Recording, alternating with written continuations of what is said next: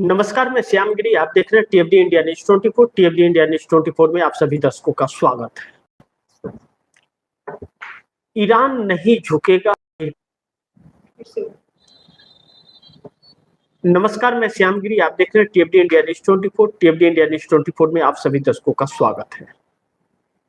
Iran नहीं झुके, Iran नहीं झुका अमेरिका के सामने, जंग जारी रहेगा।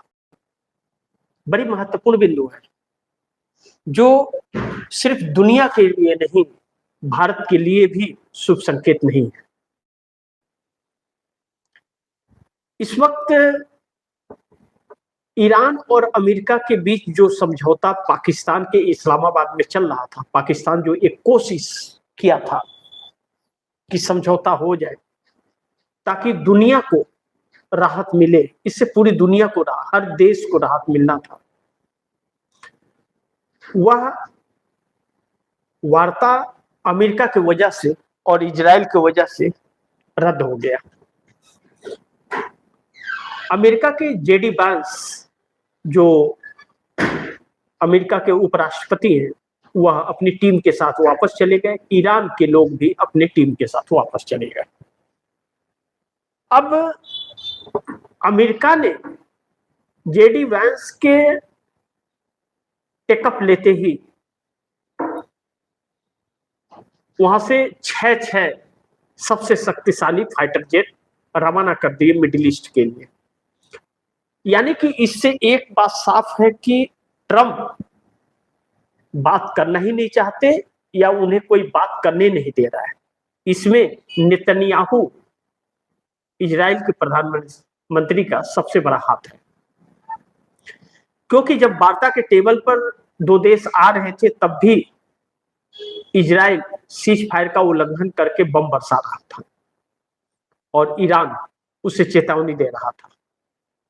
लेकिन बैठक हुई और बैठक होने के बाद कोई निष्कर्ष नहीं निकला, क्योंकि अमेरिका अपना दादागिरी दिखाना चाह रहा था बैठक में और ईरान झुकने को तैयार नहीं था। इजराइल और अमेरिका ने गलत तरीके से हमला किया, सभी इंटरनेशनल कानूनों को तोड़कर हमला किया और बहुत क्षति पहुंचाई है। यानी कि हत्यारा है अमेरिका और इजराइल ईरान का। अब ऐसे में ईरान जंग के लिए तैयार है और धोखे से अमेरिका हमला करेगा, यह भी बात सत्य है। लेकिन चूंकि अमेरिका को थोड़ा वक्त चाहिए था युद्ध का तैयारी करने के लिए, उसकी मिसाइलें खत्म हो गई थी, पैसे की दिक्कतें हो रही थी, इसमें थोड़ा वक्त लगता है और वह वक्त बैठक के बहाने अमेरिका ने ले लिया। लेकिन बैठक से पहले और बैठक के वक्त अमेरिका जो दादागिरी दिखा रहा था, जो बयान दे रहा था कि मैं इसलिए जिंदा छोड़ा हूं कि बातचीत कर सको, तो ट्रंप भगवान है क्या? ट्रंप हत्यारा है ये। और इस बीच जब अब जंग की आहट और घातक जंग की आहट सुनाई दी, तो यह युद्ध कहीं ऐसा ना हो कि वर्ल्ड वार में तब्दील हो जाए, कि तीसरा वर्ल्ड वार इस दुनिया को देखने को मिल जाए। जिस परमाणु की बात बार बार अमेरिका कर रहा है, अमेरिका की इंटेलिजेंस एजेंसियों ने भी ट्रंप को रिपोर्ट दी है कि ईरान परमाणु हथियार नहीं बना रहा है, और बार बार ईरान यही बात कर रहा है और बार बार अमेरिका इसी बात को रख रहा है। यानी कि झूठा प्रेशर और दबाव दिया जा रहा है। ऐसे में जेडी वांस ने क्या कहा, आप दर्शकों को मैं वह बताऊं कि जेडी वांस ने कहा,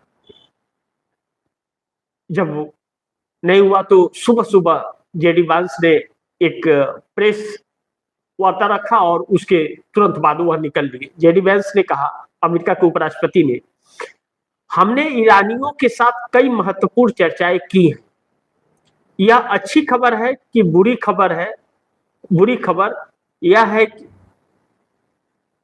जेडी वांस ने कहा कि हमने ईरानियों के साथ कई महत्वपूर्ण चर्चाएं की है, यह अच्छी खबर है। वह कहते हैं जेडी वेंस।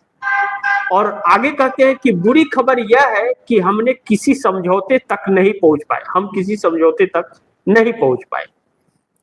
और मेरा मानना है कि जेडी वेंस कह रहे हैं कि मेरा मानना है कि यह बुरी खबर अमेरिका से ज्यादा ईरान के लिए है।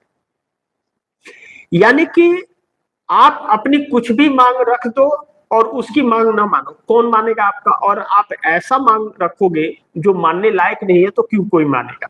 यह चीजें रही। लेकिन आगे इस वार्ता का जो रंग रूप होता गया वह बहुत भयावह था। आप दर्शकों को कुछ चीजें इसमें मैं बताऊं तो खबरों में आया कि सीधी बात यह है, जेडी वेंस कहते हैं कि सीधी बात यह है कि हमें उनका स्पष्ट और सकारात्मक वादा चाहिए कि वे परमाणु हथियार बनाने की कोशिश नहीं करेंगे और वे ऐसे साधन भी हासिल करने की कोशिश नहीं करेंगे जो उन्हें जल्दी परमाणु हथियार बनाने में सक्षम बना दे। इससे ईरान ने इनकार किया।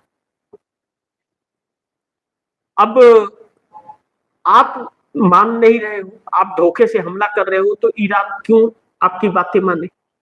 ईरान की एक भी शर्तें उन्होंने नहीं मानी, हकीकत यह है। तो उनकी भी शर्तें मानने से ईरान ने इनकार कर दिया। अब आगे जेडी वेंस कहते हैं कि सीधी बात यह है कि हमें उनका स्पष्ट और सकारात्मक वादा चाहिए कि वे परमाणु हथियार बनाने की कोशिश नहीं करेंगे और वे ऐसे साधन भी हासिल करने की कोशिश नहीं करेंगे जो उन्हें जल्दी परमाणु हथियार बनाने में सक्षम बना दे। इससे ईरान ने इनकार किया। बातचीत के दौरान जेडी वेंस कहते हैं, बातचीत के दौरान दर्जन से ज्यादा बार राष्ट्रपति ट्रंप से बात की। अब ध्यान से समझिए, इसे बड़ी ध्यान से आप दर्शक समझिएगा। बातचीत के दौरान हम, जेडी वेंस कहते हैं कि हमने दर्जन 12 बार से अधिक राष्ट्रपति ट्रंप से बात की। Admiral Cooper, Pete Hegseth, Marco Rubio, Scott Bessent सबसे बात कर रहे थे। हम साफ दिल से बात कर रहे थे, इसलिए पूरी टीम से लगातार बात कर रहे थे। यानी कि जेडी वेंस खुद फैसले नहीं ले रहे थे। जेडी वेंस हर बात पर अमेरिका से की टीम से बात कर रहे थे और उधर से जो रिप्लाई आ रहा था वह रिप्लाई दे रहे थे। यानी कि जेडी वेंस के पास पावर नहीं था। अब ईरान ने इसका जवाब दिया। ईरान ने क्या जवाब दिया? ईरान ने भी कहा कि इस्लामाबाद में अमेरिका के साथ हुई बातचीत बिना किसी समझौते के खत्म हो गई। ईरान न्यूज एजेंसी तस्नीम के मुताबिक अमेरिका की शर्तें जरूरत से ज्यादा सख्त थी, इसी तरह से समझौते की रास्ता नहीं निकल पाया। वहीं ईरान के प्रेस टीवी ने बताया कि विवाद के मुख्य मुद्दों में होर्मुज स्ट्रेट से गुजरने के अधिकार और ईरान के परमाणु अधिकार जैसे मुद्दे शामिल थे। फार्म न्यूज एजेंसी, ध्यान से समझिएगा, फार्म न्यूज एजेंसी के मुताबिक ईरानी डेलीगेशन के कस्बा एक सूत्र ने कहा कि अमेरिकी बातचीत के जरिए वह सब हासिल करना चाहता था जो वह युद्ध में नहीं कर पाया। सूत्र ने यह भी कहा कि ईरान ने होर्मुज स्ट्रेट, शांतिपूर्ण परमाणु ऊर्जा और कई अन्य मुद्दों पर अमेरिका की बहुत ज्यादा सख्त और बड़ी मांगों को मानने से इनकार कर दिया। अब नेतन्याहू के तरफ से क्या है? अभियान अभी खत्म नहीं, इजराइल के प्रधानमंत्री बेंजामिन नेतन्याहू ने कहा कि अभियान अभी खत्म नहीं हुआ है, कि ईरान के खिलाफ सैन्य कार्रवाई अभी खत्म नहीं हुई है। उनका कहना है कि हमले इसलिए किए गए क्योंकि ईरान परमाणु हथियार बनाने के करीब था। उन्होंने दावा किया कि इन हमलों से ईरान के परमाणु कार्यक्रम को बड़ा नुकसान पहुंचा है। अब यह सारी चीजें एक मनगढ़ंत कहानी के तौर पर कही गई। अब ऐसे में ईरान ने परमाणु हथियार बनाने की भी चर्चा चल रही है कि वो कह रहा है कि जब हम बदनाम हो गए और हमें सुना नहीं जा रहा है तो हम बनाएंगे, जो करना है कर लो। यानी कि अब ईरान परमाणु हथियार बनाने के लिए मजबूर हो गया, क्योंकि नहीं बना रहा है तो झूठा आरोप लग रहा है उसके ऊपर, तो अब वह बनाएगा। पिछले दिनों भी जंग के वक्त भी यह बातें निकल करके आई थी। अब ऐसे में ईरान के सामने अमेरिका की साजिश जो थी इस वार्ता में वह फेल हो गई और ईरान सतर्क हो गया। अब 24 से 48 घंटे की बाद क्या तस्वीर होगी दुनिया की, या मैं नहीं जानता, लेकिन युद्ध बहुत भयावह परिस्थिति में पहुंचने जा रहा है, जिसका असर पूरी दुनिया को कई सालों साल पीछे ले जाकर के ढकेल देगा, जिसमें भारत को क्षति पहुंचेगी, क्योंकि भारत का 90% आवागमन विदेशी मुल्कों से होता है सामानों का। ऐसे में नरेंद्र मोदी सरकार की न तो कोई तैयारी है और न ही कोई व्यवस्था है। ऐसे में भारत के अंदर आने वाली आपदा बहुत भयावह हो सकती है, जिससे लोगों को अब उसका सामना कर पाना बड़ी मुश्किल होगा। ऐसे में सरकार पल्ला झाड़ करके चुनाव प्रचार में मस्त और व्यस्त है। तो मस्त और व्यस्त है तो यह कब तक चलेगा और क्या होगा इस देश का, यह चिंता आम लोगों को सता रही है। लेकिन सरकार हमारी बेफिक्र है और चुनाव प्रचार में पूरी तरह से मस्त है, जो चिंताजनक है। ऐसे में नरेंद्र मोदी ने अभी तक जो महंगाइयों का बादल छीटा और जो सामानों की किल्लतें रही, आने वाले वक्त में वह चरम सीमा पर जाएगी, चरम सीमा पर। पेट्रोल आपको नहीं मिलेंगे, बहुत कम मिलेंगे, डीजल नहीं मिलेंगे, आपको गैस सिलेंडर नहीं मिलेगा, एलपीजी नहीं मिलेगा, पीएनजी की दिक्कतें होंगी। ऐसे में बड़ी बड़ी इंडस्ट्रीज बंद हो जाएंगी और जब बड़ी बड़ी इंडस्ट्रीज बंद होंगी तो लोग बेरोजगार हो जाएंगे और गांव देहात में कुछ देने के लिए इस सरकार के पास कुछ है ही नहीं। ऐसे में सामना कर पाना इन चुनौतियों का इस देश के लोगों के लिए बड़ी दिक्कतें होंगी।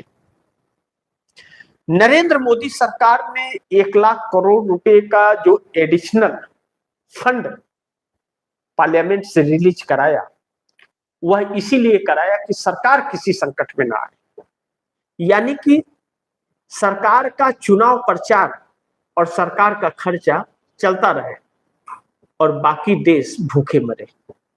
अब आप दर्शकों को जो 5 किलो फ्री अनाज मिल रहा था, वह अनाज भी बहुत जल्द बंद होगा और यह सरकार कैसे संभालेगी यह वक्त बताएगा। लेकिन इस देश ने एक गलत सरकार का चुनाव कर दिया है, इस बात से इनकार नहीं कर सकते।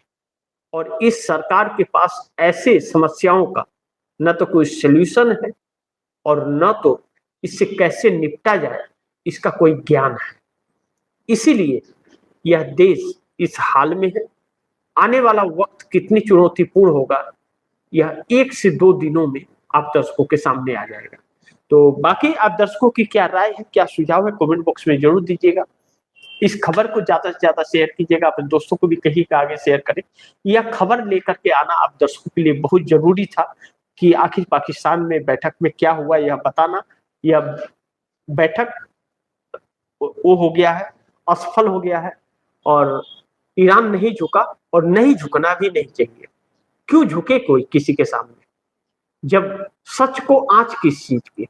और ईरान के सामने नतमस्तक अमेरिका है, वह भाग खड़ा हुआ है। हकीकत यह है कि एक बात हमें कहनी बड़ी जरूरी है कि जो ईरान ने कहा था कि मैं एप्स्टीन गिरोहों से लड़ रहा हूं, यह समझौता भी हो जाता, यह वार्ता भी सफल होता।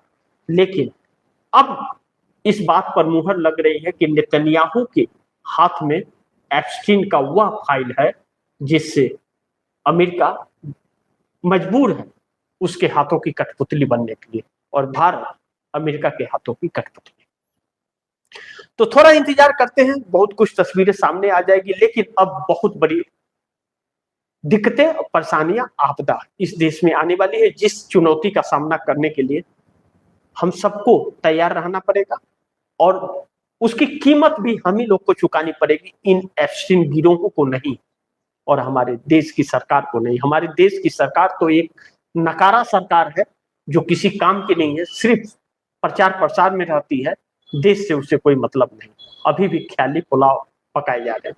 तो इसी के साथ आप दर्शकों से इजाजत चाहूंगा, और दर्शकों की क्या राय है, क्या सुझाव है, कमेंट बॉक्स में जरूर दीजिएगा।